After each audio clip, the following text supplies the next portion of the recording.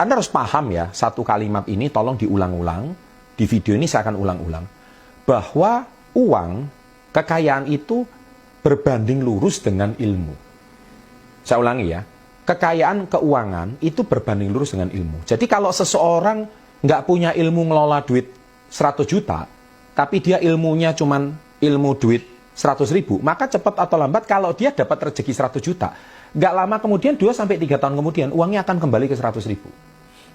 Ya, kita tahu bahwa beberapa bulan yang lalu kan kita dihebohkan Desa Tuban itu terima penggantian tanah sampai 17 miliar.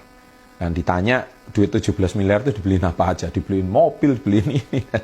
Nah, kita tahu itu kan dapat ceritanya rezeki kaget ya.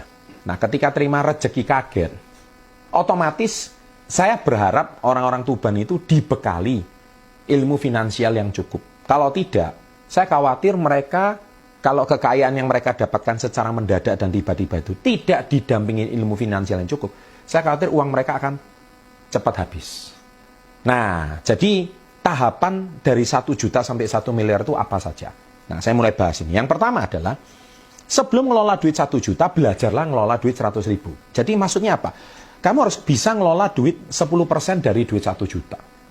Karena gini, kita tahu kalau seseorang nggak bisa ngelola duit 100.000 aja nggak bisa ngelola, maka 1 jutamu juga pasti akan cepat habis. Istilahnya kamu punya duit 100.000 nih di rekening, atau 100.000 nih di dompet. Kamu udah nggak tahan nih, duit 100.000 ini udah mau dibelanjain macam-macam. Akhirnya duit 100.000 nggak kelihatan apa-apa. Boros banget kalian. Nah, dari sini, Anda ngelola 1 juta pasti nggak becus.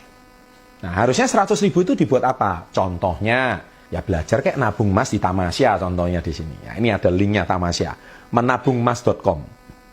Di situ masukkan menabungmas.com, mulai belajar nabung uang dari 10.000. Kalau kalian tidak mendisiplinkan mulai 10.000 itu kalian nabung, gimana kalian bisa punya kekayaan sampai ratusan ribu, sampai jutaan, puluhan juta, ratusan juta, sampai miliaran? Nggak mungkin.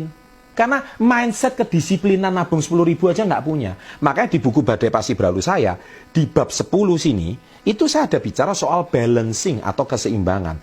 Halaman 103, saya ada bahas di sini. Di sini saya bicara apa yang saya lakukan sebelum saya usia 30. Bagaimana saya aktivitas saya jalani, setiap pagi saya itu berdoa. Kemudian saya rata-rata tidur 6-8 jam per hari. Saya di pagi hari saya masih bisa bersantai bersama anak. Dan bahkan saya juga masih bisa main game sama anak. Saya masih bisa olahraga bareng di bawah tekanan pekerjaan yang berat. Nah, ini yang saya lakukan sebelum saya usia 30. Dan habit ini saya tetap bangun sampai sekarang. Tadi pagi saya habis jogging. Padahal saya harus pasca sembuh dari COVID ya. Tapi saya tetap recovery-nya saya jogging. Karena itu sudah menjadi habit. Itu sudah menjadi sebuah mindset. Karena saya nggak mau kedisiplinan yang saya udah bangun berpuluh-puluh tahun itu rusak. Nah, kalau seseorang nggak punya kemampuan ngelola duit 100.000, ketika dia digerojok duit 1 juta, 2 juta, 10 juta, dia pasti party, ya, pasti ngaco, ya, pasti mabuk lah, pasti itulah. Karena apa? Dia kaget, ya, bangun siang, nggak ada kedisiplinan, akhirnya duitnya nggak lama lagi habis, dibuat happy aja. Nah, itulah karena sekali lagi kekayaan tidak berbanding lurus dengan ilmu. Saya sudah ngomong tadi di awal. Jadi tolong tulis ini di menit keberapa. Kekayaan berbanding lurus dengan ilmu. Catat dan akan menjadi self-reminder Anda. Jadi ibaratnya itu seperti ini ya. Kalau saya mau ibaratkan. Kekayaan itu di sini. Ilmu itu di sini. Kalau ilmumu di sini, kekayaanmu di sini. Ilmumu itu ilmunya contohnya ilmu 1 miliar. Duitmu sekarang saat ini mungkin masih 10 juta. Tapi ilmumu dari 1 miliar. Misalkan kamu pernah punya duit miliaran. Nggak lama kemudian kamu jatuh. Tapi kalau ilmu udah di sini nggak lama, ini akan ngikut naik. Karena kekayaan sama ilmu itu berbanding lurus. Sebaliknya di sini, kalau ilmu kamu di sini, tapi kekayaanmu di sini, kamu punya ilmu yang artinya minim ilmu nih. Ilmumu cuman cetek nih, ilmumu cuman ya kekayaan kamu, lingkungan circle kamu cuman orang-orang yang income-nya nggak lebih dari UMR contohnya. Sorry itu saya bukan menghina kaum-kaum orang UMR, tapi ini saya cuma mau ilustrasikan tentang ilmu nih. Nah, ilmu, misalkan kamu di sini rata-rata teman kamu, 5 teman terdekatmu itu rata-rata income mereka tuh masih di bawah UMR saja.